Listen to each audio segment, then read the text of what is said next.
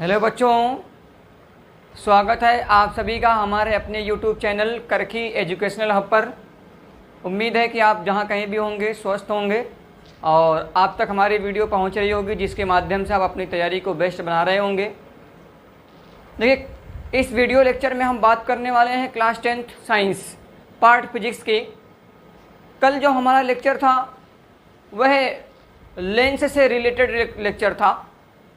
Lens में कल आपको मैंने मैग्नीफिकेशन बताया, इम्पोर्टेंट टॉपिक। मैग्नीफिकेशन में एक फार्मूला बताया, m equal to I by O equal to V by U. ये फार्मूला आपको कल बताया गया। उसके बाद power of lens, very important, ये बताया गया। Power of lens P equal to 1/f metre में या 100/f सेंटीमीटर में। इसकी यूनिट बताई गई डायोप्टर। उसके बाद मैंने कुछ टॉपिक बताया, जैसे usages of lens, identification of lens, यानी लेंस की पहचान और लेंस के उपयोग कहाँ होते हैं, लेंस का उपयोग कहाँ किया जाता है, इन सब का इस्तेमाल किया गया। तो इस तरह से लेंस जो है टॉपिक ये कंप्लीट हुआ, यानी इस तरह से हमारा परावर्तन और अपवर्तन दोनों पार्ट कंप्लीट हो गया। आज हम नए चैप्टर को स्टार्ट करते हैं, जिसका नाम है human eye and colourful world, मानव नेत्र तथा रंग बिरंगा संसार। हम प्रिज्म भी पढ़ेंगे इसी चैप्टर में, क्योंकि प्रिज्म जब हम ह्यूमन आई पढ़ लेंगे तो हम प्रिज्म की घटना इसके बाद जब पढ़ेंगे तो अपवर्तन वाला काम उसमें आएगा। तो एक बार और अपवर्तन आपको बताऊंगा मैं, जिससे कंटिन्यूटी अपवर्तन के साथ बनी रहेगी, तो आप अच्छे तरीके से प्रिज्म को भी पढ़ लेंगे। हालांकि प्रिज्म टॉपिक बहुत छोटा है, बहुत लंबा नहीं है, आपके सिलेबस के अकॉर्डिंग। चलिए शुरू करते हैं हम आज के अपने लेक्चर को। देखिए, हमें चैप्टर नंबर 2 मानव नेत्र तथा रंग बिरंगा संसार पढ़ना है। तो सबसे पहले हमारी जो इतनी कीमती आँख मानव नेत्र है, ह्यूमन आई है, इसके बारे में जानते हैं। याद रहे, अगर किसी आदमी के पास आँख नहीं है तो वह एक, समझ लीजिए कि दुनिया में जिंदा लाश की तरह केवल जिंदा है, क्योंकि वो कलरफुल वर्ड जो यहाँ पर है, यानी दुनिया की खूबसूरती जो है उसको देख नहीं सकता, और जब तक देखेगा नहीं तब तक पहचान नहीं पाएगा। रंगों की पहचान, अच्छी अच्छी चीज़ों की पहचान, खराब चीज़ों की पहचान नहीं कर सकता। तो आँख से हम जो है वस्तुओं की पहचान करते हैं। तो मानव नेत्र क्या होता है? मानव नेत्र एक अत्यंत मूल्यवान एवं सुग्राही ज्ञानेंद्रिय है, यानी एक अत्यंत बहुत ही मूल्यवान, बहुत ही इम्पोर्टेंट जो है, ये क्या है? सुग्राही ज्ञानेंद्रिय है। ठीक है, सुग्राही का मतलब, सुग्राही ज्ञानेंद्रिय का मतलब ये है कि सही सही पहचान करने वाला, सही सही वस्तुओं के बारे में ज्ञान देने वाली एक, क्या है, एक ऑप्टिकल इंस्ट्रूमेंट कह दीजिए, प्रकाशिक यंत्र समझ लीजिए। ठीक है, यह एक जो है ज्ञानेंद्रिय है। यह हमें इस अद्भुत संसार तथा हमें चारों ओर के रंगों को देखने योग्य बनाती है। ये जो अद्भुत संसार है और इसके तरफ जो सुंदर सुंदर वस्तुएं हैं या जो खराब खराब वस्तुएं हैं, इनको देखने के लिए हम किसका इस्तेमाल करते हैं? मानव नेत्र का इस्तेमाल करते हैं। याद रहे, मानव नेत्र के बिना आप रंग को नहीं पहचान सकते, लेकिन हाँ कुछ चीज़ों को पहचान सकते हैं, जैसे किसी वस्तु के स्वाद को, उसके गंध को, उसके ठंडाहट को, उसके गर्मपन को, ये सब चीज़ें तो आप टच करके पहचान सकते हैं। लेकिन कलर पहचानने के लिए कहा जाए, विश्व कितना सुंदर है, वर्ल्ड कितना कलरफुल है, ये कहने के लिए कहा जाए, तो ये जो है आप आँख से देखेंगे तभी बता पाएंगे कि कौन सा कलर अच्छा है, कौन सा कलर खराब है। ये हमारा ह्यूमन आई का स्ट्रक्चर बना हुआ है, जिसमें कुछ पार्ट आपके दिखाए गए हैं। वैसे बहुत से पार्ट हैं, ये गॉड गिफ्टेड चीज़ है। इसमें बहुत सी चीज़ें ह्यूमन आई के अंदर स्ट्रक्चर में होती हैं। ठीक है, जो अंदर की तरफ होती हैं, कुछ बाहर की तरफ होती हैं। तो हम कुछ पार्ट को दिखा रहे हैं इसमें, जो ज़रूरी है आपके लिए, जो आपको जानना ज़रूरी है, आपके नॉलेज के हिसाब से ज़रूरी है, उस पार्ट को हम दिखा रहे हैं यहाँ पे। देखिए, ये ह्यूमन आई का स्ट्रक्चर है। सबसे पहले इसमें हम ये बताएंगे आइरिस। आइरिस को हिंदी में कहते हैं परितारिका, इंग्लिश में कहते हैं आइरिस या परितारिका। तो आइरिस क्या होता है, ध्यान दीजिएगा। आप देख रहे होंगे ये कार्निया है, ये कार्निया के पीछे क्या है? आइरिस है। तो बताएंगे कार्निया के पीछे उभरे हुए, ठीक है, कार्निया के पीछे की ओर विभिन्न रंगों, जैसे किसी की काली होती है, किसी की भूरी होती है, किसी की नीली होती है। ये विभिन्न रंगों का बना होता है। आईरिस जो है वह कार्निया के पीछे यानी स्वच्छ मंडल के पीछे विभिन्न रंगों जैसे काली, नीली, भूरी विभिन्न रंगों की बनी होती है। इसी वजह से हमारी आँखें या हम लोगों की आंखें विभिन्न रंगों की दिखाई, किसी की आंख का रंग काला दिखाई देता है, किसी की आंख का रंग भूरा दिखाई देता है, किसी की आंख का रंग नीला दिखाई देता है। स्पेशली 3 कलर मिलते हैं। तो यही इसी वजह से देखते हैं, इसी वजह से होता है क्योंकि परितारिका कलर जो है, ये परितारिका का कलर जिस तरह का होगा वो उसी तरह की आंख हमें दिखाई देगी। उसके बाद ये 3 कलर की होती हैं, आप जान गए। आप ध्यान देना, यह परितारिका जो होती है यह एक अपारदर्शी पर्दे की तरह कार्य करती है। इस पर कोई भी इमेज नहीं बनता है। यह एक क्या करती है, अपारदर्शी पर्दे की तरह कार्य करती है। ठीक है, ये जो है अपारदर्शी जो पर्दा होता है उसी की तरह कार्य करती है। लेकिन ये बात याद रहे कि इसी से प्रकाश हो करके आगे गुजरता है, इसी से प्रकाश होकर के क्या होता है, आगे की तरफ बढ़ता है। तो ये होता है परितारिका। आप नोट कर लेंगे परितारिका क्या होता है। मैं इसको बता दे रहा हूँ, एक बार फिर से यहाँ से नोट कर दे रहा हूँ, इसको नोट कर लीजिए। ये लिखेंगे कार्निया के पीछे, कार्निया के पीछे,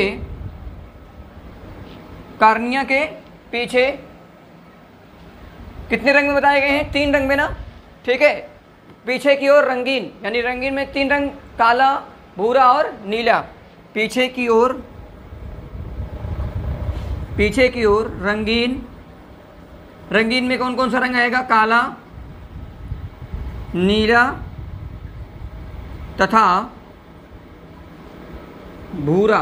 ठीक है, ये 3 कलरों में होता है, काला, नीला तथा भूरा, या काली, नीली तथा भूरे। ठीक है, भूरे रंग का अपारदर्शी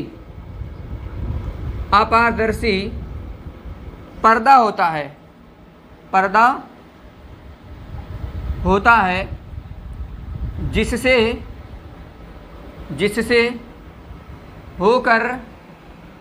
जिससे होकर मैं बोल दे रहा हूँ, आप नोट कर लीजिएगा, दिख नहीं रहा होगा तो नोट कर लीजिएगा। जिससे होकर प्रकाश गुजरता है, जिससे होकर प्रकाश गुजरता है। तो ये हो गया किसकी बात, परितारिका की बात। ये परितारिका हो गया कि परितारिका क्या होता है। उसके बाद दूसरा है पुतली। दूसरा क्या है, पुतली। देखिए नीचे ऊपर बनी हुई है इसके पुतली। तो पुतली का काम क्या होता है, तो आप बताएंगे सर पुतली जो होती है, पुतली, यह पुतली आइरिस के पीछे एक छिद्र होता है, आइरिस के पीछे जो है एक छिद्र होता है, उसी को हम पुतली कहते हैं। अब पुतली से ही प्रकाश होकर गुजरेगा, लेकिन सबसे पहले यही एडजस्ट करेगा कि कितना प्रकाश इस पे जाना है, कितना प्रकाश इस पे जाना है, और जितना प्रकाश की आवश्यकता होगी उतने ही प्रकाश को वो पुतली पर भेजेगा। लेकिन पुतली के आकार को समायोजित कौन करता है, परितारिका करता है, क्योंकि प्रकाश जो है नियंत्रित होकर के यहीं पर पुतली को भेजता है। ये तो पुतली जो है परितारिका संकुचित होती है, जिससे जो है पुतली का आकार क्या होता है, कम ज़्यादा होता रहता है। तो आप क्या बताएंगे कि परितारिका के पीछे एक छिद्र होता है जिसे हम क्या कहते हैं, पुतली कहते हैं, जिसे क्या कहते हैं, पुतली कहते हैं।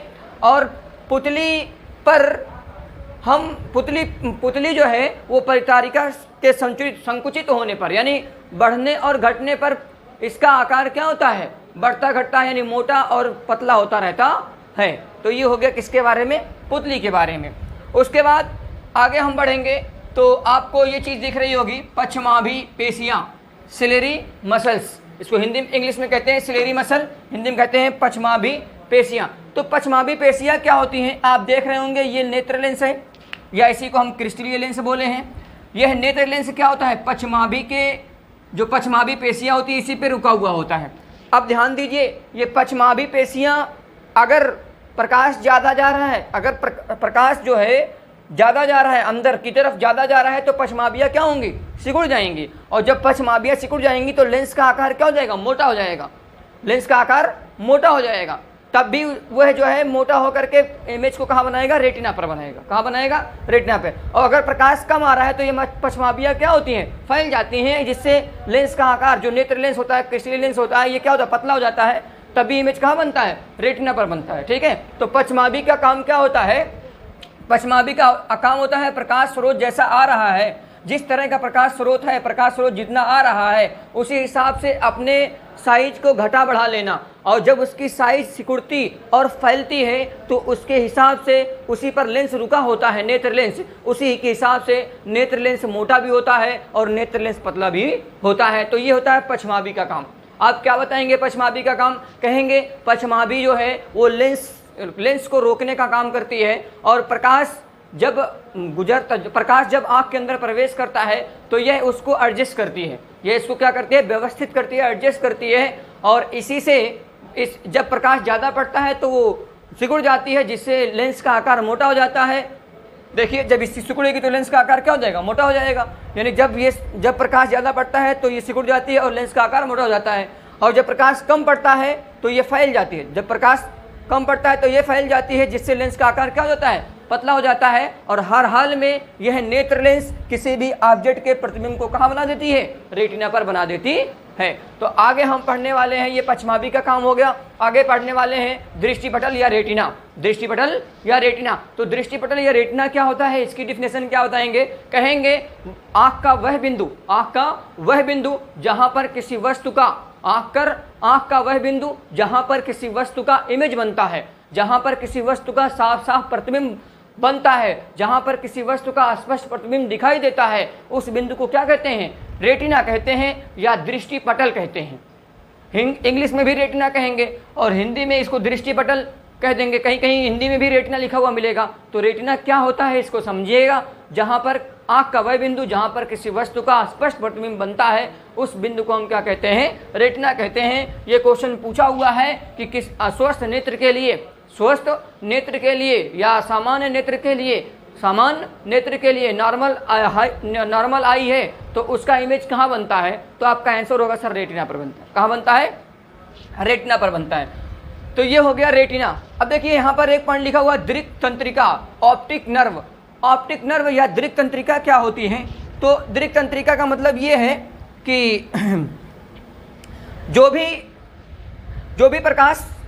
भी प्रकाश इस पर पड़ रहा है, ठीक है, जो भी लाइटें आ रही हैं, यह इसके इन्फॉर्मेशन को क्या करता है, इकट्ठा करता है, इसके इन्फॉर्मेशन को इकट्ठा करता है। इस पर जो है पड़ने वाले प्रकाश की संवेदना उत्पन्न होती है। जो प्रकाश पड़ता है इस पर एक संवेदना उत्पन्न होती है। जो प्रकाश आँख लेंस पर पड़ता है, ठीक है, इस पर आँख पर पड़ता है, इस पर एक संवेदना उत्पन्न होती है। यह संवेदना क्या करता है, इकट्ठा करता है, और इकट्ठा कर करके यह ग्रुप में भेजता है। इसी ग्रुप को हम क्या बोलते हैं, दृक् तंत्रिका बोलते हैं। इसी ग्रुप को क्या बोलते हैं, दृक् तंत्रिका। तो कहेंगे इस पर जो है प्रकाश पड़ने से आँख पर प्रकाश पड़ने से संवेदना उत्पन्न होती है। इन संवेदनाओं को एक ग्रुप के रूप में, एक समूह के रूप में आगे भेजता है। इसी समूह को हम क्या कहते हैं, दृक् तंत्रिका कहते हैं। और ये कहाँ पर भेजता है, मस्तिष्क पर भेजता है। कहाँ पर भेजता है, मस्तिष्क पर भेजता है। और जब मस्तिष्क को पता चलता है तो वह नेत्र क्या करती है, खुल करके उस कलर को देखती है, यानी इमेज जो है रेटिना पर बनता है। तो यह होता है संवेदना भेजने का काम इसका।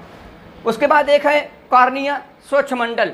कॉर्निया या स्वच्छमंडल। तो स्वच्छमंडल क्या होता है, आप कहेंगे सर ऐसा पार्ट जो आँख का हर तरफ से सुरक्षित करता है, आँख को हर तरफ से क्या करता है, सुरक्षित करता है। इसमें कचड़े न जाएं, इसमें जो है अगर कोई अचानक कोई गेंद या कोई चीज़ मारने की कोई डंडा आता है तो ये तुरंत बंद हो जाती है। तो ये होता है क्या, स्वच्छमंडल, जो हमारी आँखों की क्या करता है, सुरक्षा करता है। इसी को हम इंग्लिश में कहते हैं कॉर्निया। और आँख नेत्रदान में कॉर्निया ही जो है दान किया जाता है। उसके नेत्र के पूरे हिस्से को, पूरे नेत्र को नहीं निकाला जाता है, बल्कि कॉर्निया को ही निकाल करके क्या कर दिया जाता है, ट्रांसपेरेंट कर दिया जाता है। तो नेत्रदान में दान करने वाला पार्ट क्या होता है, कॉर्निया ही होता है। ठीक है। अब इसके बाद कचाप द्रव है और एक है जलीय द्रव। ये जो लेंस के अंदर भरा होता है इसको जलीय द्रव बोलते हैं। इसको क्या बोलते हैं, जलीय द्रव। जो नेत्र लेंस होता है इसके अंदर जो भरा होता है इसको बोलते हैं जलीय द्रव। और जो गोलाकार नेत्र है लेंस के पीछे, जो गोलाकार आपको दिख रहा है, इसके अंदर जो भरा होता है इसको कचाप द्रव बोलते हैं, विट्रस ह्यूमन बोलते हैं। और इसको क्या बोलते हैं, इसको बोलते हैं जलीय द्रव। जलीय द्रव, जलीय द्रव को इंग्लिश में कहते हैं एक्वस ह्यूमन, एक्वस ह्यूमन, ठीक है। तो अब जलीय द्रव का पहले क्या होता है इसको समझ लीजिए। कहेंगे सर नेत्र लेंस के अंदर, नेत्र लेंस के अंदर जो द्रव भरा होता है, जो द्रव भरा होता है उसको क्या कहा जाता है, जलीय द्रव कहा जाता है। क्या कहा जाता है, जलीय द्रव। और इसका जो अपवर्तनांक होता है लगभग 1.36, लगभग 1.36 होता है।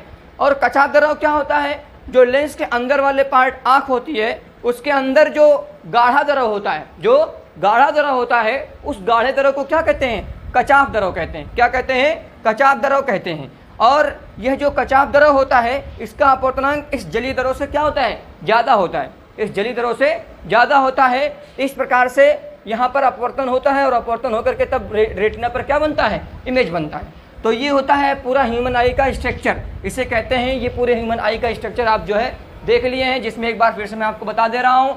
सबसे पहले परितारिका क्या होती है, तो मैंने अभी आपको कहा कि परितारिका मतलब ये है कार्निया के पीछे की ओर जो रंगीन पर्दा होता है, रंगीन में 3 रंग, काला, नीला और भूरा रंगीन पर्दा होता है, ठीक है। रंगीन अपारदर्शी पर्दा होता है या झिल्ली होती है, इसी को हम क्या कहते हैं, आइरिस या परितारिका कहते हैं, ठीक है। इसका काम क्या होता है, इसका काम होता है जो नेत्र में प्रकाश किरण, प्रकाश स्रोत, प्रकाश आ रहा है उसको समायोजित करना या नियंत्रित करना, इसको नियंत्रित करके पुतली पर भेजना। यह जब संकुचित होती है तो पुतली का आकार क्या होता है, घटता बढ़ता है। और पुतली पर एक जो है, हम एक तरह से कह सकते हैं कि आँख का दरवाज़ा जो है वो पुतली ही होती है। जब प्रकाश इस पर पड़ता है तो ये तुरंत क्या होता है, खुल जाता है, तुरंत खुल जाती है, ठीक है।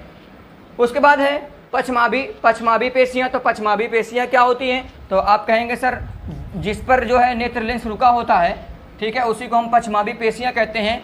यह प्रकाश स्रोत के अनुसार अपने आकार को सिकोड़ती है और क्या करती है, फैलाती है। जब सिकोड़ती है तो नेत्र लेंस मोटा हो जाता है और जब फैलाती है तो नेत्र लेंस क्या हो जाता है, पतला हो जाता है। उसके बाद है दृष्टि पटल या रेटिना। तो मैंने अभी बताया कि जिस बिंदु पर किसी वस्तु का स्पष्ट प्रतिबिंब बनता है उसे रेटिना कहते हैं, ठीक है। उसके बाद बताया दृक् तंत्रिका। तो दृक् तंत्रिका क्या होती है, ये आँख पर पड़ने वाले प्रकाश की, आँख पर जब प्रकाश पड़ता है तो ये इस पर एक संवेदना उत्पन्न होती है। यह संवेदना समूह के रूप में क्या करता है, आगे की तरफ बढ़ता है, जो मस्तिष्क में भेजता है। इस समूह को हम क्या कहते हैं, दृक् तंत्रिका कहते हैं।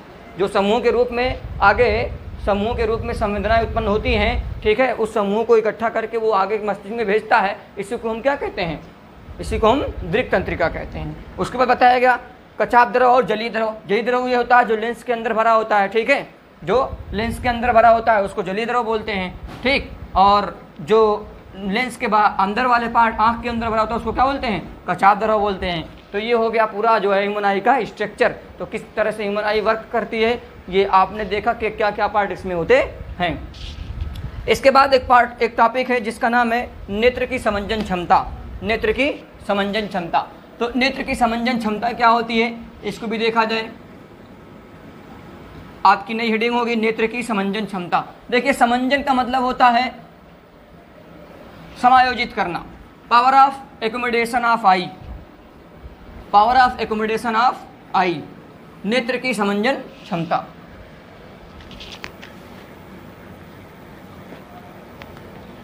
ठीक है, ये आपकी हेडिंग होगी।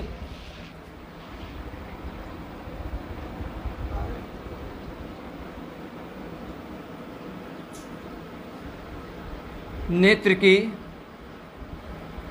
समंजन क्षमता है, इंग्लिश में कहेंगे power of accommodation, power of accommodation.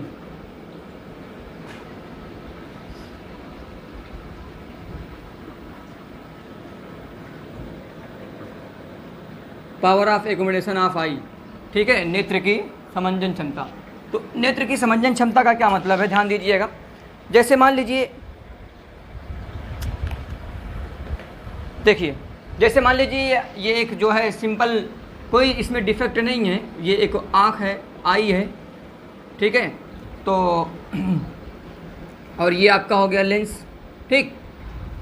तो इस पर जो भी प्रकाश किरणें मुख अक्ष के समांतर, प्रिंसिपल एक्सिस के समांतर चलेंगी, या जो भी इस पर प्रकाश किरणें पड़ेंगी वे कहाँ सेंट्रलाइज होंगी, रेटिना पर। कहाँ पर, रेटिना पर।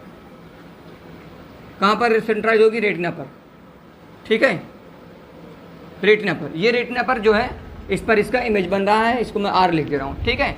ये एक सामान्य नेत्र के लिए है, एक सामान्य नेत्र है, इसके लिए ये चीज़ है, ये इसके लिए, ठीक है। यानी समांतर किरणें हैं उसके लिए ये चीज़ें हैं सामान्य नेत्र के लिए। लेकिन अगर कोई डिफेक्ट है, अगर कोई डिफेक्ट है तो इमेज ये क्या हो जाएगा, बाद में बन जाएगा और या पहले बन जाएगा। इमेज यहाँ कहीं बन सकता है या यहाँ कहीं बन सकता है, ठीक है।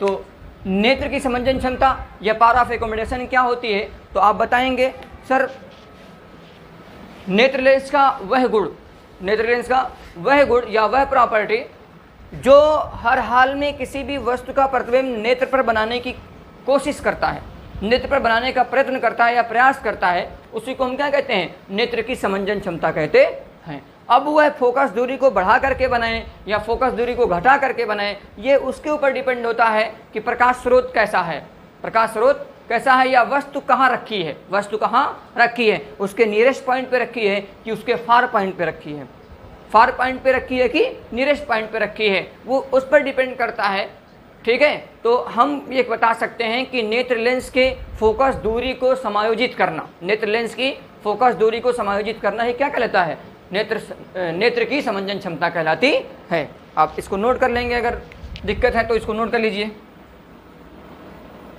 नेत्र लेंस की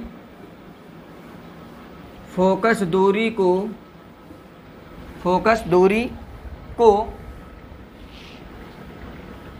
समायोजित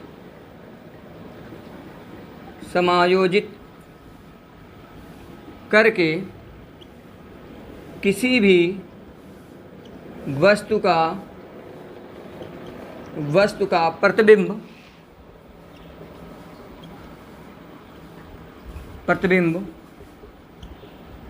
रेटिना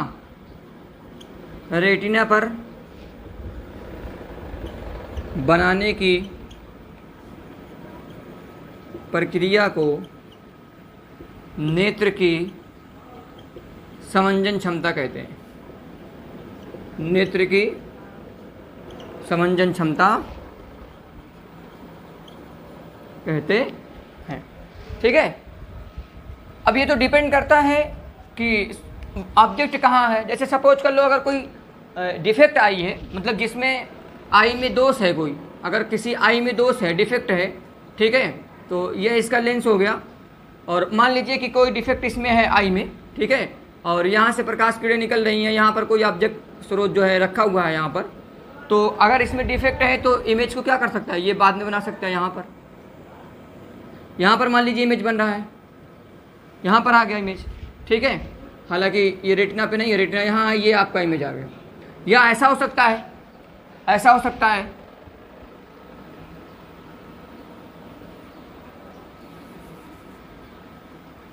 ऐसा हो सकता है, ठीक है, कि लाइट रे इसके पैरेलल चल रही हो, इसके पैरेलल चल रही हो, और ये जो है इसके रेटिना के पहले ही क्या कर दे, सेंट्रलाइज कर दे, तो यहाँ पर इसका इमेज बन जाएगा।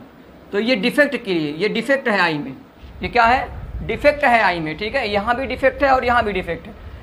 इसी डिफेक्ट को अगर वो स्वतः लेंस जो है स्वतः अपने फोकस दूरी को कम ज़्यादा करके, इसकी फोकस दूरी को बढ़ा करके या घटा करके इमेज को यहाँ बना दे, रेटिना पर बना दे, या इस इमेज को यहाँ रेटिना पर बना दे, तो इसी को हम क्या कहते हैं, समंजन क्षमता कहते हैं।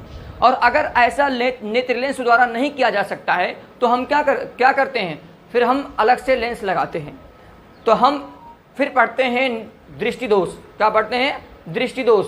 दृष्टि दोष का मतलब ह्यूमन के आई में जो डिफेक्ट होता है, ठीक है, ह्यूमन आई डिफेक्ट। और ह्यूमन आई डिफेक्ट इसी वजह से होता है कि जो इमेज होती है वस्तु की वह प्रॉपर दिखती नहीं है। अब किसी व्यक्ति को नज़दीक की नहीं दिखती है, किसी व्यक्ति को दूर की नहीं दिखती है, और किसी व्यक्ति को दोनों नहीं दिखती है। कोई आदमी होते हैं जो नज़दीक की देख लेते हैं, दूर की नहीं देख पाते, कोई होते हैं दूर की देख लेते हैं, नज़दीक की नहीं देख पाते हैं, और कोई होते हैं जो नज़दीक की देख पाते हैं, ना दूर की देख पाते हैं। तो इस तरह से डिफेक्ट जो होता है ह्यूमन आई में वो 3 तरह का होता है। यानी ह्यूमन आई में दोष 3 प्रकार का होता है। एक होता है निकट दृष्टि दोष, एक होता है दूर दृष्टि दोष, और एक होता है जरा दृष्टि दोष। निकट दृष्टि दोष का मतलब यह है, देखिए निकट का मतलब है तो इसका उल्टा बताना, निकट की वस्तु साफ दिखाई दे, दूर की वस्तु ना साफ दिखाई दे। निकट की वस्तु साफ दिखाई दे, दूर की वस्तु साफ ना दिखाई दे, तो इसे बोलते हैं निकट दृष्टि दोष। दूर दृष्टि दोष क्या होता है? दूर की वस्तुएं साफ दिखाई देती है परंतु नजदीक की वस्तुएं साफ नहीं दिखाई देती है, तो इसको क्या कहते हैं? दूर दृष्टि दोष कहते हैं। ठीक है, तो इस तरह से ये समंजन क्षमता क्या होती है ये आपने समझ लिया, और हमने जो है ह्यूमन आई के स्ट्रक्चर को समझ लिया। अगले लेक्चर में हम ये देखेंगे, या अगले लेक्चर में हम आपको बताएंगे कि ह्यूमन आई डिफेक्ट कितने प्रकार के होते हैं और ह्यूमन आई डिफेक्ट के रीजन क्या है और इसका करेक्शन कैसे किया जाए। तो अगले लेक्चर में हम पूरा ह्यूमन आई डिफेक्ट लेके आएंगे और उसमें करेक्शन भी बताएंगे, रीजन भी बताएंगे। ठीक है, और उसके बाद अगला लेक्चर जो होगा वो न्यूमेरिकल का होगा, जिसमें जब हम न्यूमेरिकल बता देंगे तो टोटल पार्ट इसका समाप्त हो जाएगा। तो तब तक के लिए आप अपना ख्याल रखें। थैंक यू, धन्यवाद।